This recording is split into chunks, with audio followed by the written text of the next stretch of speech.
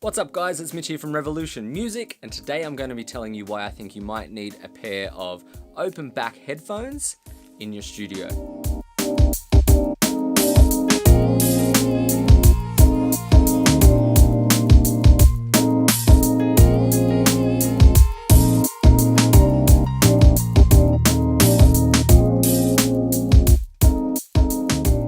This is Revolution Music, where we talk about real home studio solutions that you can achieve on any budget and produce an awesome quality product. So today we're going to talk about open back headphones. Now you might be asking, what are open back headphones? Well, essentially they're a pair of headphones that actually have the backs of them open, and they're different to closed back headphones because obviously they have a closed back. Now most of you have seen many different versions of closed back headphones. Closed back headphones are pretty much the most commonly used headphone, and the back of them is closed off so that it limits the noise coming from the outside. And this makes a lot of sense because when you're listening to headphones, you don't want noise from outside coming in, and you also don't want the noise from the headphone that you're hearing coming out. So then why would we have open back headphones? Well, the problem with closed back headphones is because of their enclosed back design, it actually changes the frequency response of the speakers in the headphone. Typically, having a closed back on a set of headphones will increase the low end response, but it also can potentially muddy up the low mids and give a less true representation of the original sound source. And while some enhanced low end might be great for a listening environment, just as a casual listener, this isn't actually what we want to hear as professional mix engineers. As mix engineers, we want to hear the truest, flattest, most accurate representation of the sound source we're trying to listen to. So that way we can accurately manipulate it within the stereo space. Put it this way, if you're hearing a lot of accentuated bass because of a closed back headphone design, well then you might end up cutting a lot of that bass out of the mix and end up with a mix that isn't as bassy as it needs to be. Or you might find that you EQ the bass in a way that doesn't actually sound good on all speaker setups. Now, closed back headphones have their purpose. In the studio, we use them for artists because we don't want headphone spill coming into the microphones that we're recording with. We also don't want outside noise getting into their headphones if they're playing in a room with other artists. But for mixing, this is where open back headphones shine. Open back headphones typically have a grill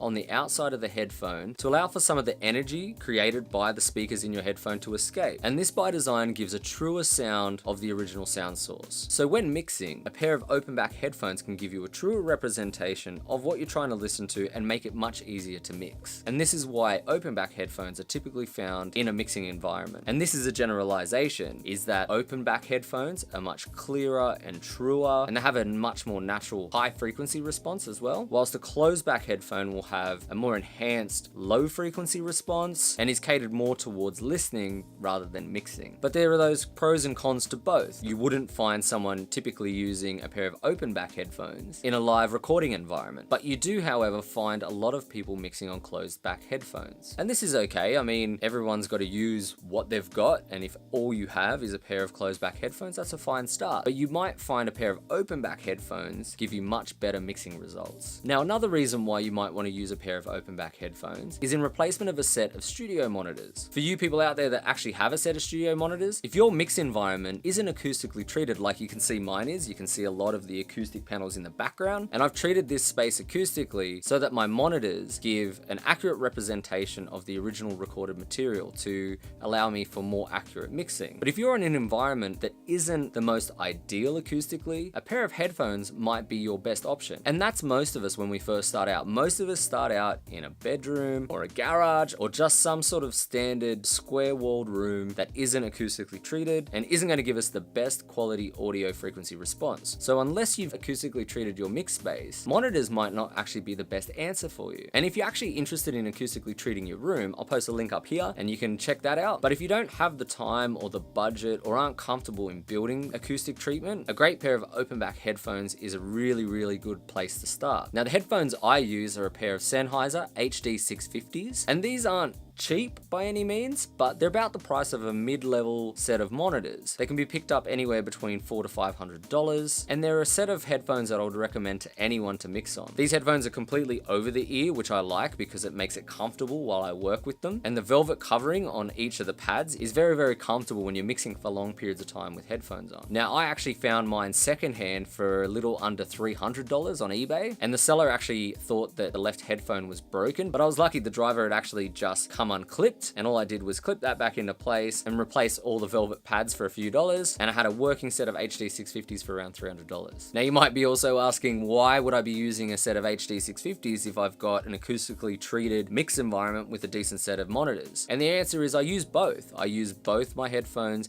and my speakers, and I flip back and forth during a mix session just to check that the general mix is balanced well, because sometimes you need a different perspective, and chucking a set of headphones on will give you that. And by mixing with these two different sound sources, I get a very good general idea of where my mix is at. Also, the other reason why I mix with both headphones and monitors is that these are the two environments that most people are going to be listening to music. Typically, you're going to find a lot of people listening on headphones, or they're going to be listening on different varieties of Bluetooth speakers, car speakers. So I want to make sure that it sounds good on both sources. And to be honest, at the end of a mix, I'll also listen to my mix on a set of commercial speakers. I'll check it on a Bluetooth Sony speaker. I'll check the mix on a pair of earbuds and even a cheap pair of Sennheiser closed back headphones, just to see that my mix overall is where I want it to be. Now, for anyone out there that's looking for a pair of headphones, I'll put some recommendations down below, but you can pick up a very good pair of open back headphones for around $300 to $400 typically, and they're made by all the top headphone manufacturers, and that includes Sennheiser, Beyerdynamic, AKG,